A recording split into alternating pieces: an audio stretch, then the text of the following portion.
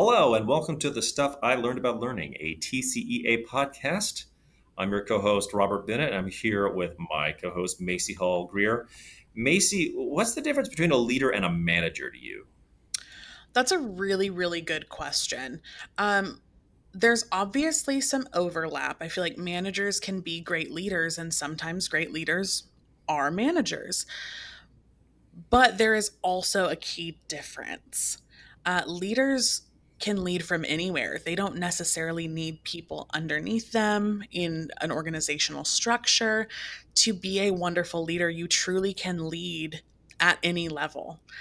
And managerial wise, a manager is someone at work who has people under them and they're working to manage expectations and daily tasks. So they do go together, but I feel like people don't realize there's a difference quite so often. Yeah, it's really helpful to kind of sort that out. And I'm really happy to talk to our guest today. She is Dinah McMichael. She is the principal at Leader Elementary, part of Cypress-Fairbanks ISD. She's the principal there and a certified executive coach, and she's going to talk to us about all things leadership. Thank you so much for coming, Dinah. My pleasure. Thank you for having me. So, first question, what made you fall in love with leadership? Like, it's something that you have worked at for 20 years. What keeps you passionate about it?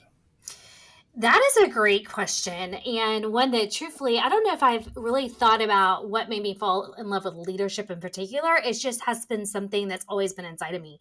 When I was younger, people would put me in leadership positions, and I was an extremely shy child.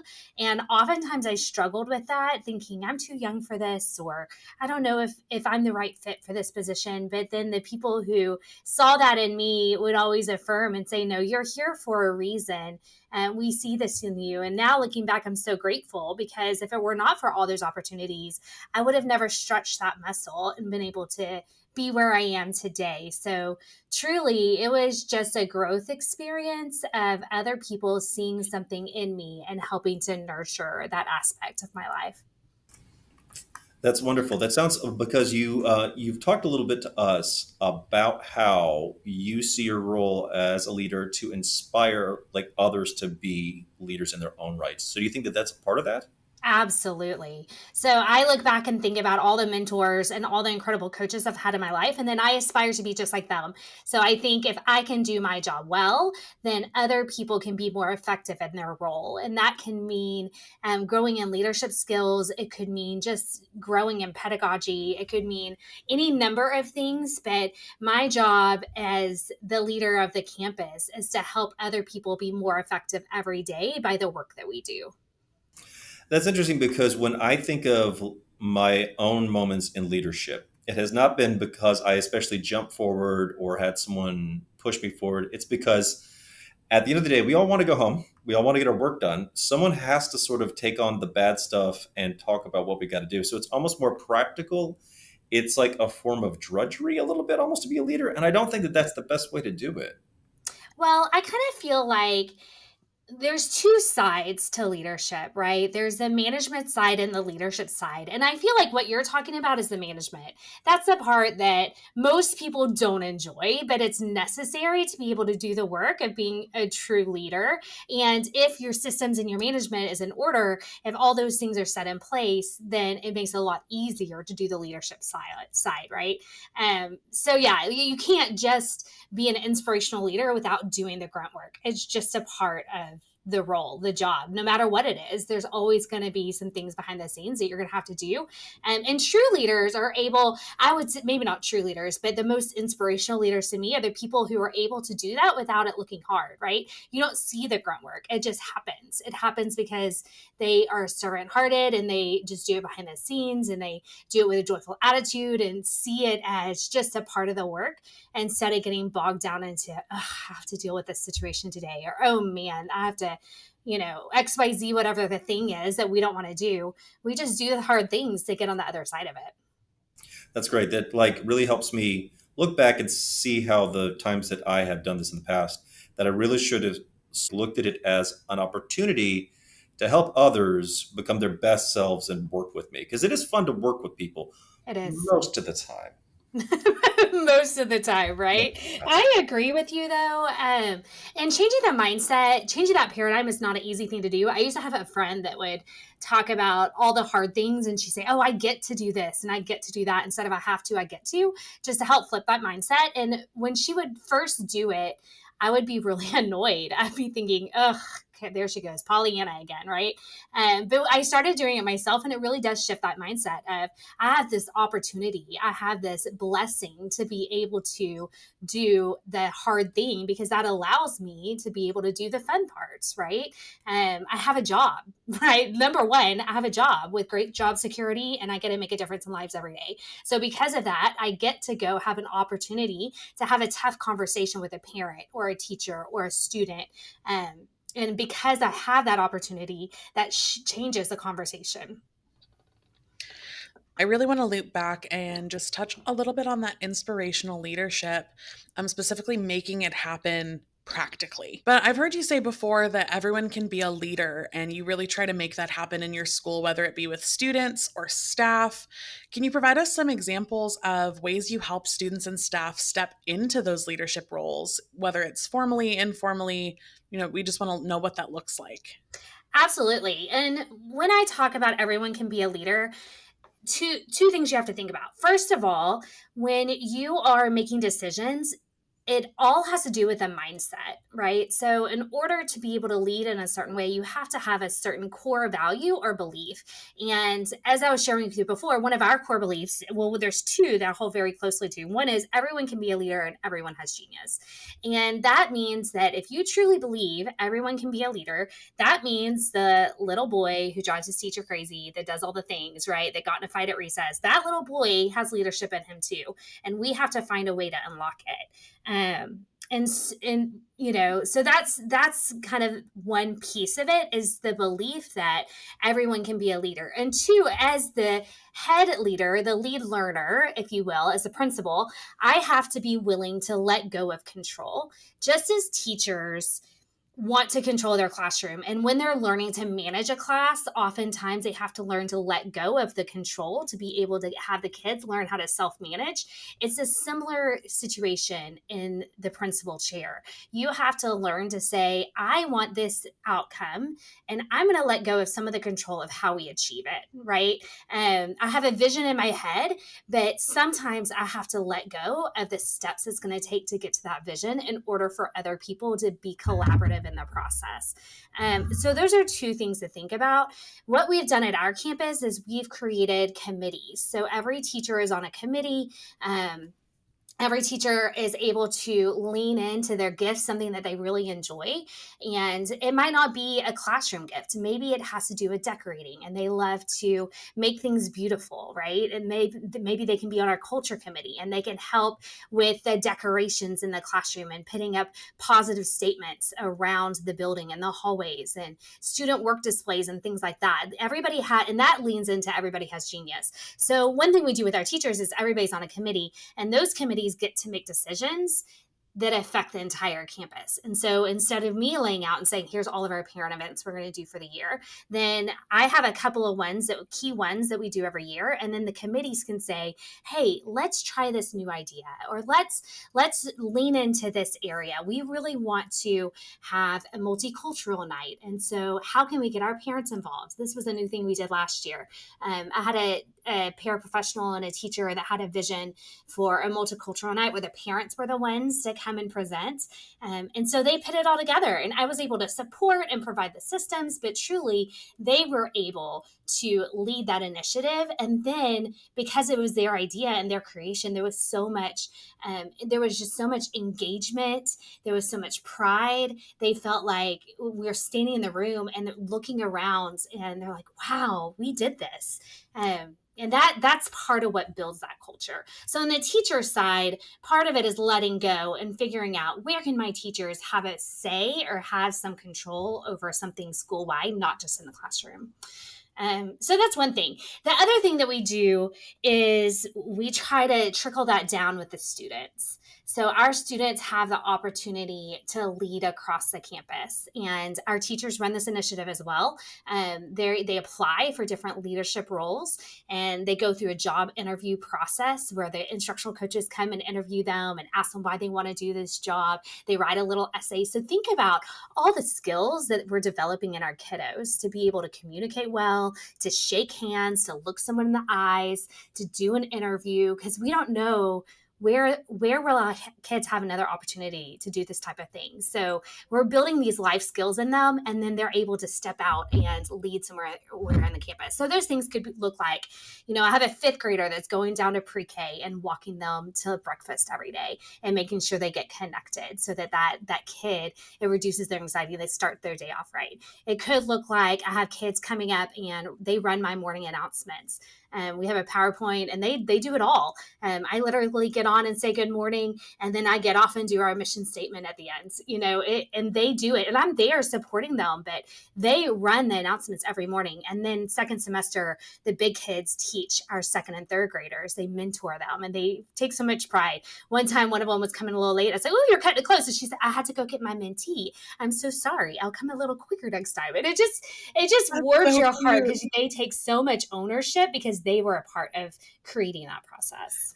That is fantastic. I love that you touched on leadership as letting go of control. Mm. I personally really struggle with control in a lot of aspects.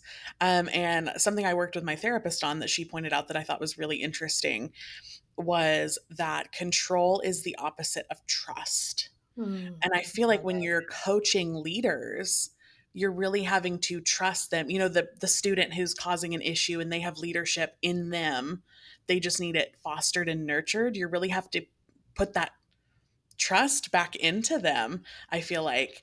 So for any educators out there that are struggling with, either letting go of control with their staff or with their classroom students, what is some advice that you would provide to them to help them start to build that trust?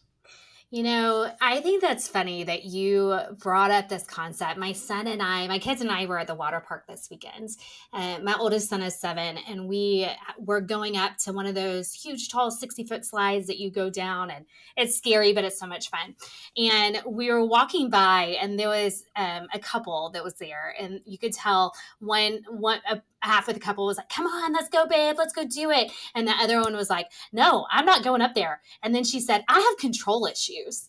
And so my son was like, "What does that mean? What does control issues mean?" And so we had this like rich and depth conversation about wanting to be in control. And he's like, "Yeah, but mom, if you don't go up the steps, then you won't have any fun." And I thought, how profound is that?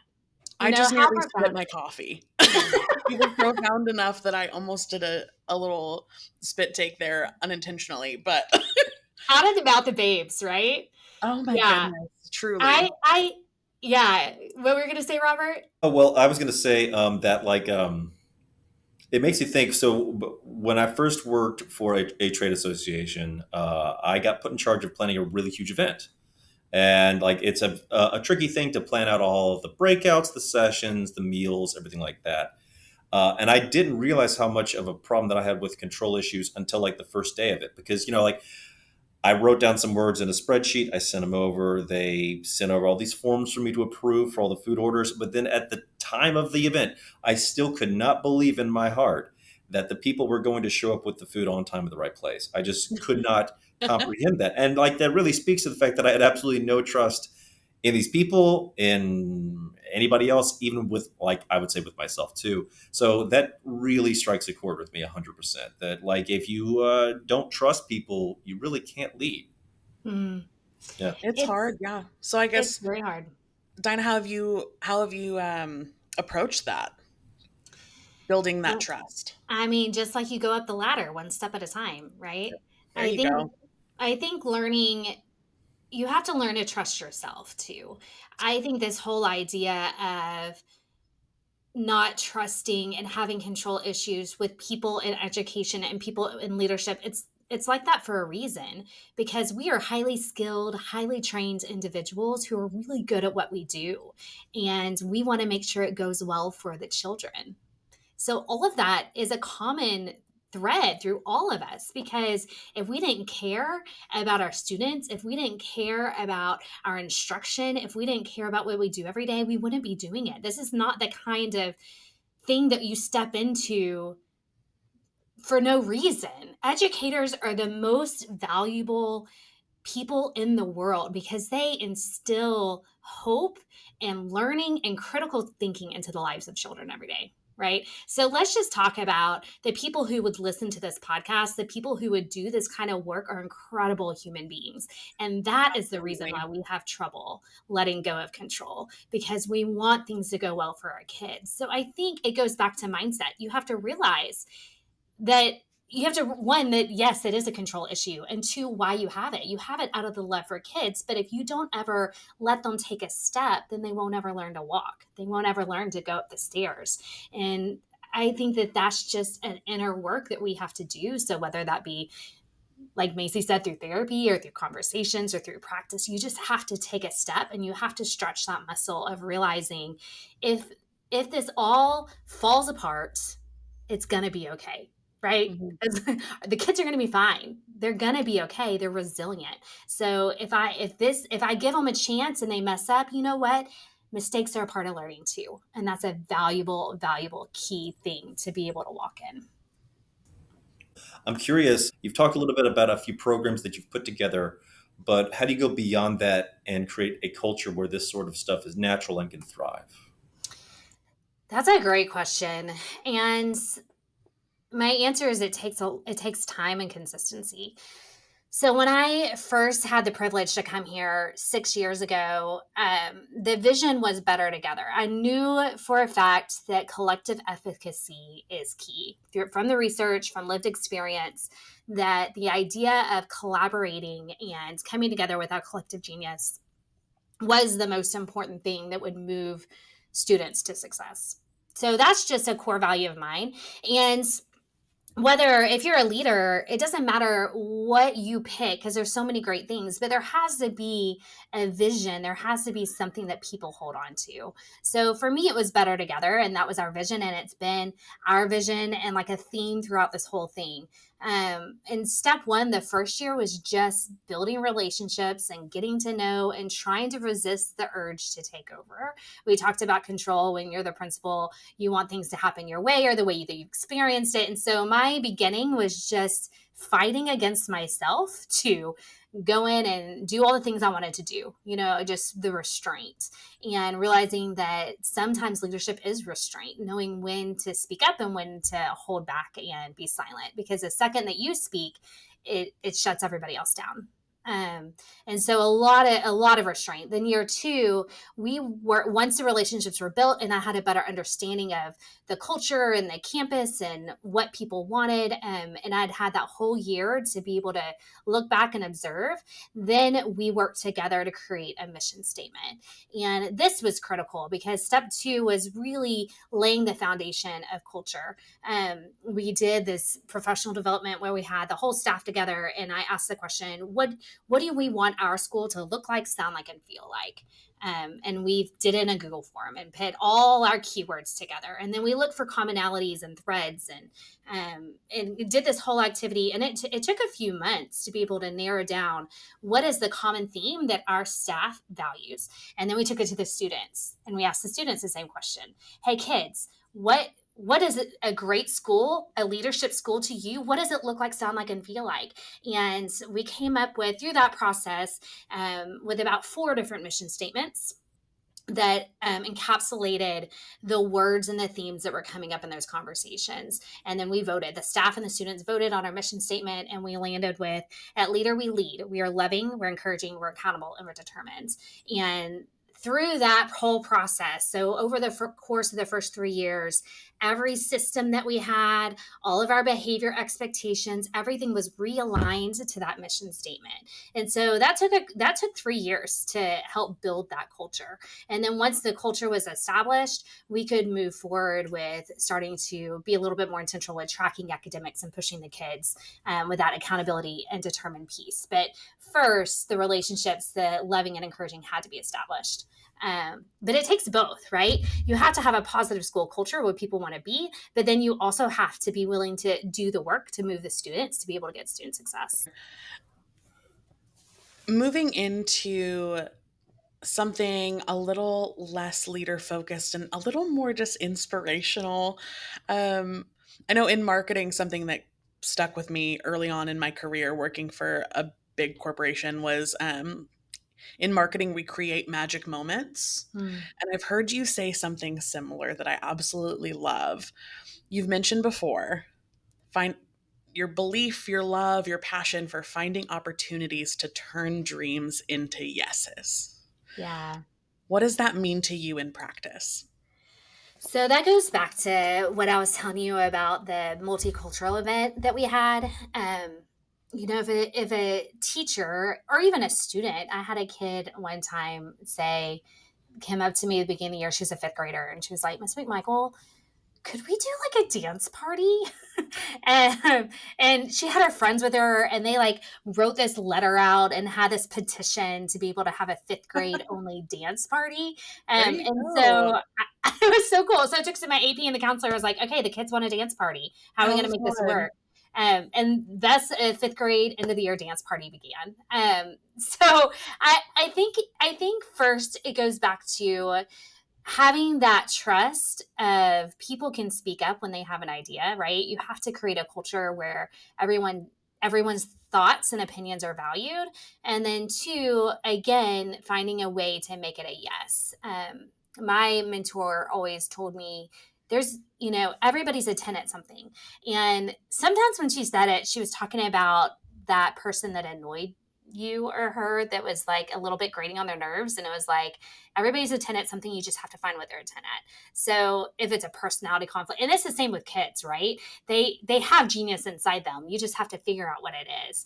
And I took that and thought, okay, also, if somebody is a 10 at something, how can we make it a yes? How can we make it a yes for that person so that they feel valued? And I can tell you time and time again, when someone who is disengaged has an idea, they're vulnerable enough to share that idea, and then they see that idea come to fruition, it unlocks a whole nother person, a whole nother person inside of them that just contributes. You just see a whole different side, and it's transformational for that person as well as for the campus culture.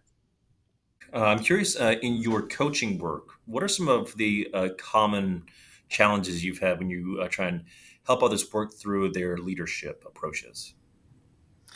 So in coaching, it's a little bit the approach is a little bit different in true coaching, Hmm. because coaching is different than mentoring, and it's different um, than doing consulting work. When you do consulting work, you're going in and you see a problem and you help and you tell them how to solve it, right? When you're Right. mentoring, you're walking alongside someone and you're giving ideas. This is what I did, but ultimately it's their decision. When you're in a coach role, your job is to pull it out of them. So you're looking for themes, changes in them. What are they thinking? You're asking provocative questions to be able to pull that out of them. So when it comes to a theme in a coaching role, I would say there's a couple of things that are common, but it really depends on the person. I would say the trust is always a common issue. The letting go of what's happened before and being able to see a new vision, that's a common issue. And I think trusting yourself. It's interesting, but a lot of the most incredible, passionate, inspirational leaders have a voice inside of them that says something completely different, that says you're not worth it, you're not worthy, what are you doing, you're not good enough. And being able to rise up and find that inner voice that speaks life and positivity. That is something that I think all of us could work on. Um, I was able to present at the TCEA Elementary Technology Conference this summer, and Mhm. that's one thing that we spent a lot of time talking about is the idea of an iceberg. You have an iceberg, and you see 5 to 10% on top, and it's this big, massive thing, and you think, "Whoa, this thing is incredible and beautiful," and that's what you see. But what's below? 95% of the ice is below the surface, and the way we think is very similar. Our thoughts, all of our inner workings is 95% of what's going on behind the scenes and nobody sees. And what we see are the results. We see the outside, the appearance. We see what happens at the ends, but you don't see the 95% of all that work. It goes back to Robert, what you're saying about managing.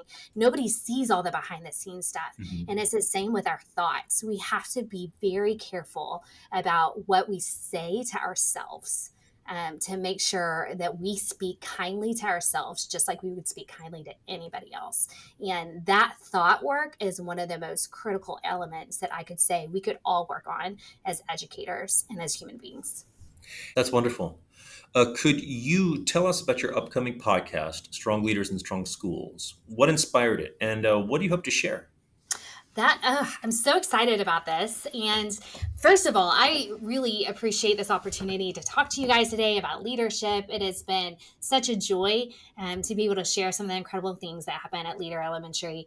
I have had a vision to start a podcast for a year, and I tried to launch or do some recordings about this time last year, and it just didn't feel right. So I had to pivot the topic. And pivot what I wanted to talk about and who I wanted to interview.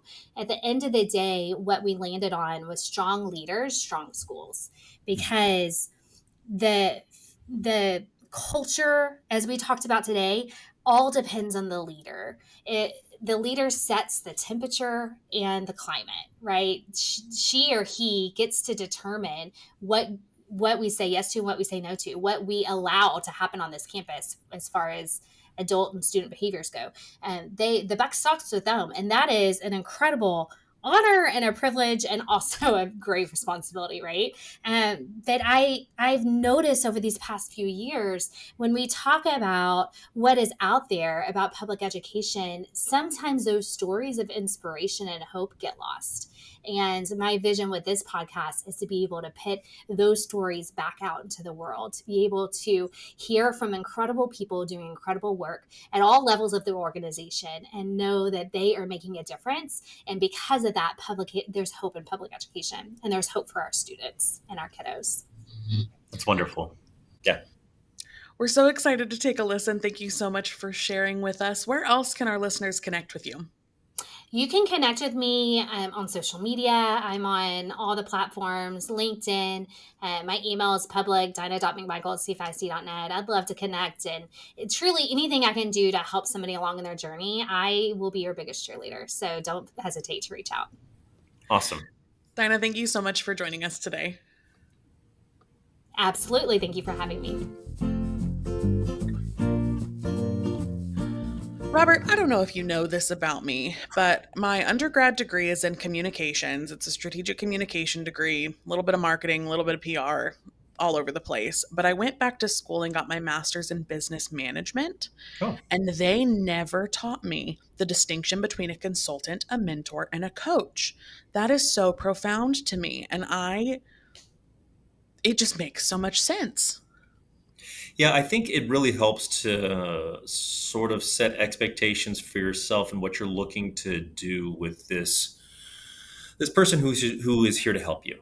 Yeah. And it really it really helps me a lot because like I've got kids. There's a lot of different expectations wrapped up in being a parent. Like, are you here to comfort? Are you here to challenge? Are you here to provoke questions of themselves? Like, hey, what are you doing here right now? What's this for? Let's think about that. And it really helps me sort of identify all the different identities that I have to put on as a parent, as a Mhm. peer, as a colleague, as all kinds of stuff. It's interesting to me. There's a clear difference between a leader and a manager, for Right. instance. Mhm. But I feel like consultants, mentors, coaches, they're all leaders, but they all serve a different purpose. And I just thought it was so cool to hear the breakdown of those.